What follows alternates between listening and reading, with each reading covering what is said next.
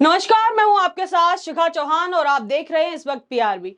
वक्फ की सुनवाई के ठीक बाद नाराज हुए उपराष्ट्रपति धनखड़ ने सुप्रीम कोर्ट को दी चेतावनी। केंद्रीय मंत्री रिजिजू जी का भी सुप्रीम कोर्ट को चेताने वाला बयान एक बार फिर हुआ तेजी से वायरल। सुप्रीम कोर्ट के ऊपर भद्दी टिप्पणियों की भरमार। आइए जानते हैं वक्फ बिल के ऊपर सुप्रीम कोर्ट के फैसले के बाद मचे घमासान के बारे में। तो देखिए, केंद्र सरकार के वक्फ बिल के मामले को लेकर जो है मुस्लिम पक्ष और कुछ राजनीतिक संगठनों ने सुप्रीम कोर्ट में जो है इसको चुनौती दी थी, जिसमें Congress, AIMIM, DMK, TVK, RJD और आम आदमी पार्टी, सीपीआई, वाईएसआर, सीपी और जो है टीएमसी जो है इसमें शामिल रही। सुप्रीम कोर्ट में जो है इन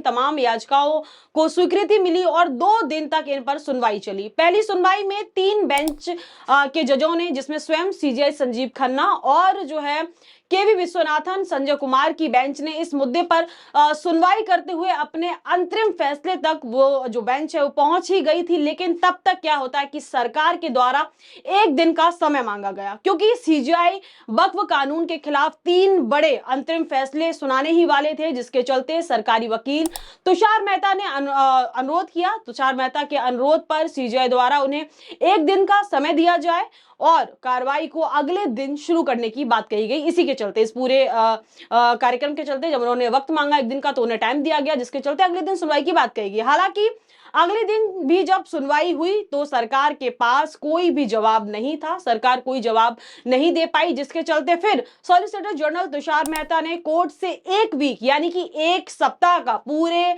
वीक का समय मांगा, जिसमें तुषार मेहता ने कहा कि कुछ डॉक्यूमेंट्स और कई सारी जो चीजें चाहिए रहेंगी, उसके चलते उन्हें पूरे 1 सप्ताह यानी कि 1 वीक का समय चाहिए। अब सुप्रीम कोर्ट के इस रुख को देखते हुए देश भर में एक वर्ग ने सुप्रीम कोर्ट पर अपनी ओछी टिप्पणियां जो है करना शुरू कर दिया है, क्योंकि सीजेआई ने केंद्र के बिलों पर मुख्य 3 आपत्तियों को कोट किया, जिसमें कि देखिए, पहला जो था कि वक्फ समिति में हिंदू पक्ष के होने को लेकर आपत्ति जताई गई थी। वक्फ बाय यूजर के मामले पर भी जो है आपत्ति जताई गई थी और कलेक्टर द्वारा फैसले लेने पर भी आपत्ति जताई गई थी। सुप्रीम कोर्ट के इन एक्शन से देश का एक तमगा जो है तिलमिला उठा और सुप्रीम कोर्ट को मुगलों का सुप्रीम कोर्ट बताने लगा, सुप्रीम कोर्ट को पाकिस्तान का सुप्रीम कोर्ट बताया जाने लगा उस तमगे के द्वारा, जिसके चलते केंद्रीय मंत्री किरण रिजिजू जी का वो बयान एक बार फिर से जो है वायरल हो रहा है, जहां उन्होंने सुप्रीम कोर्ट के फैसले से पहले ही इशारों में जो है सुप्रीम कोर्ट को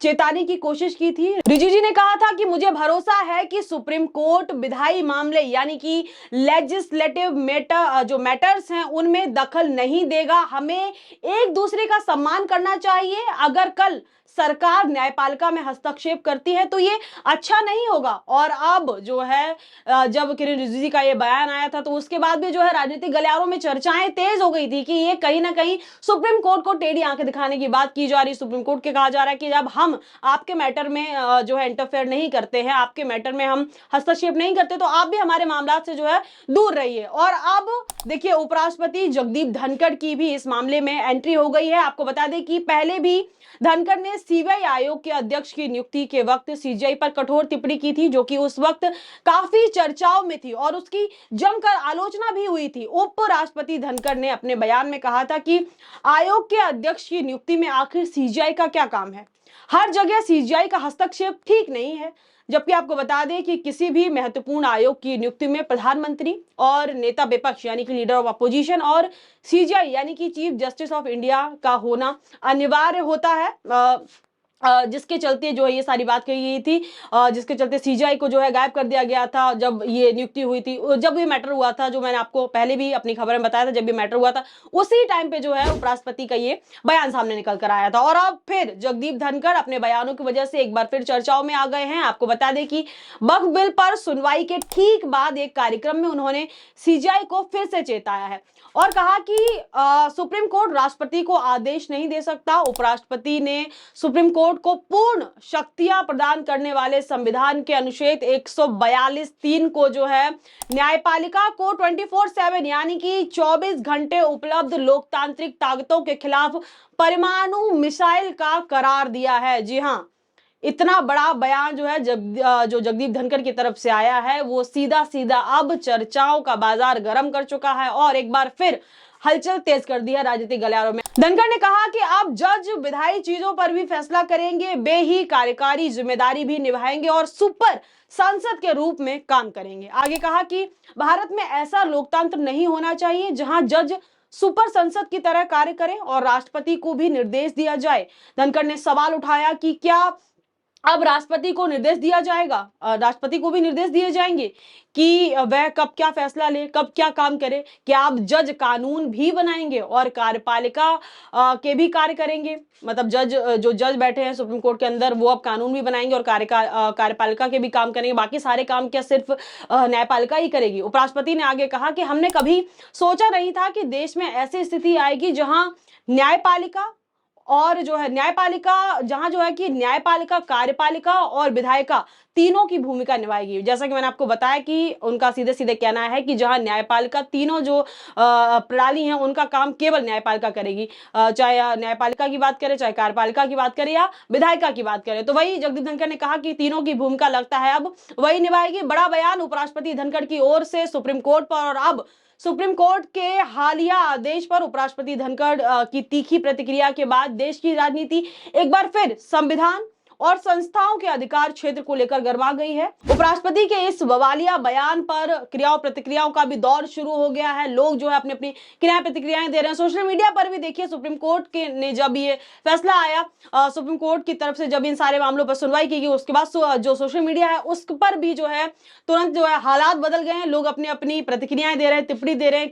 कई जो लोग हैं वो सुप्रीम कोर्ट को पाकिस्तान का सुप्रीम कोर्ट बताने का काम कर रहे हैं, मुगलों का सुप्रीम कोर्ट बताने का काम कर रहे हैं। ऐसी तमाम चीजें जो है, ऐसी तमाम चीजों से सोशल मीडिया आज के दिन जो है भरा पड़ा है। और अब देखिए इस बयान के जवाब में कांग्रेस नेता राशिद अल्वी ने प्रतिक्रिया देते हुए कहा कि अगर राष्ट्रपति, उपराष्ट्रपति या प्रधानमंत्री अपनी सीमाएं लांघते हैं तो सुप्रीम कोर्ट उन्हें रोक सकता है। अब देखिए जब एक पार्टी की तरफ से नेता कोई प्रतिक्रिया दे रहा है तो दूसरी पार्टी कांग्रेस, हालांकि कांग्रेस ही पहली पार्टी थी जो सुप्रीम कोर्ट जाने का काम किया, जिन्होंने इस बिल के अगेंस्ट में, विरोध में। तो अभी कोई भी स्टेटमेंट आता है, कोई भी प्रतिक्रिया आती है, कोई भी क्रिया आती है, कोई प्रतिक्रिया, तो उस पर कोई भी एक्शन होता है तो उस पर रिएक्शन आते ही है। तो अब देखिए कांग्रेस पार्टी की साथ साथ तमाम पार्टी के नेताओं ने जो है इस पर रिएक्शन देने शुरू कर दिए हैं। वहीं उन्होंने कहा कि देखिए अगर कोई भी नेता या कोई भी जो आप किसी भी संवैधानिक पद पर हो, लेकिन अगर आप अपनी सीमाएं लांघते हैं तो सुप्रीम कोर्ट जो है इस पर एक्शन ले सकता है। आपको बता दें कि भारतीय संविधान में 3 संस्थाएं हैं, कार्यपालिका, विधायिका और न्यायपालिका। तीनों के अपने अपने अलग अलग अधिकार है, अपने अलग अलग जिम्मेदारियां तय हैं, अपने अलग अलग जो है तीनों के काम बटे हुए हैं। राष्ट्रपति और उपराष्ट्रपति संविधान के संरक्षक माने जाते हैं, लेकिन किसी विधेयक पर फैसला लेने से मना नहीं कर सकते यदि वो संसद की ओर से पारित हो चुका हो। वहीं सुप्रीम कोर्ट संविधान की सर्वोच्च व्याख्याकार है और उसे जो है यह अधिकार है कि वह कार्यपालिका और विधायिका के कार्यों में न्यायिक समीक्षा करे। और जो है कि तीनों प्रणालियों के अलग अलग काम है और अलग अलग जो है दायित्व हैं। और इसी के चलते बवाल मचा हुआ कि जो सुप्रीम कोर्ट है वो विधायिका के मामले में हस्तक्षेप कर रहा है। तो विधायिका कहना है राजनेताओं को कि विधायिका भी अगर न्यायपालिका के कार्य में जो है हस्तक्षेप करेगी तो वो ठीक नहीं होगा। अब इसी को लेकर जो है गदर मचा हुआ। तभी मैंने आपको इन तीनों जो प्रणालियां हैं, तीनों संस्थाएं, इनके क्या क्या काम है वो मैंने आपको बताने का काम किया। आप देखिए, आपको बता दें कि इस मामले में सुप्रीम कोर्ट का आदेश था कि राष्ट्रपति को विधेयक पर 3 महीने के भीतर निर्णय लेना होगा ताकि देश की जो विधायी प्रतिक्रिया है उसमें अनिश्चितता ना रहे और देरी ज्यादा ना हो। इसके चलते जो है ये आदेश दिया गया था, जिसको लेकर अब बवाल मच गया है। और अब इस मुद्दे को लेकर क्या कुछ हेडलाइंस चल रही है, क्या कुछ नई अपडेट है, क्या कुछ जो है हाईलाइट्स है, एक बार उन पर भी फटाफट से नजर डाल लेते हैं। पहली हेडलाइन है, अदालतें राष्ट्रपति को आदेश नहीं दे सकती, उपराष्ट्रपति ने सुप्रीम कोर्ट के फैसले पर जताई नाराजगी। कहा आर्टिकल 42 न्यूक्लियर मिसाइल के समान है, जो कि मैंने आपको बताया। आगे देखिए, राष्ट्रपति को नहीं दे सकते आदेश, सुपर सांसद की तरह काम कर रहे हैं जज, सुप्रीम कोर्ट की टिप्पणी पर भड़के धनखड़। आगे देखिए, अपनी हदों से पार होंगे तो रोकेगा सुप्रीम कोर्ट, उपराष्ट्रपति धनखड़ के बयान पर बोले राशिद अल्वी। तो देखिए अब इसी को लेकर देखिए, आप देखिए मेरे बाजू में देख पा रहे होंगे एक जर्नलिस्ट हैं जो कि सोशल मीडिया हैंडल एक्स पर उन्होंने पोस्ट की है, एक पिक्चर उन्होंने पोस्ट की है, एक्सपेक्टेशंस वर्सेस रियलिटी, और साथ में कैप्शन लिखा है कि भारतीय न्यायपालिका की छवि आम जनता में कुछ ऐसी होती जा रही है, साथ ही सरकार की चुप्पी और न्यायिक हस्तक्षेप को सहने की सीमा हर दिन बढ़ती जा रही है। और आगे देखिए, जो राशिद अल्वी है, उन्होंने क्या कहा, उन्होंने कहा कि हम उपराष्ट्रपति का सम्मान करते हैं, लेकिन संविधान में सुप्रीम कोर्ट को और यह अधिकार है कि अगर कोई भी संवैधानिक पदाधिकारी अपनी सीमाएं पार करता है, लांघता है, तो उसे रोका जाए। तो ये तमाम जो है, ऐसी तमाम प्रतिक्रियाएं हैं, तमाम जो है पोस्ट हैं, तमाम जो है कैप्शंस भरे पड़े हुए हैं सोशल मीडिया पर। लेकिन आपकी क्या राय है इस पूरे मुद्दे पर, हमें अपने कमेंट सेक्शन में बताना बिल्कुल भी ना भूले। इस खबर बस इतना ही। ऐसी तमाम खबरों के लिए जुड़े रहिए हमारे साथ और देखते रहिए APRB। तब तक के लिए मुझे इजाजत, बहुत बहुत धन्यवाद।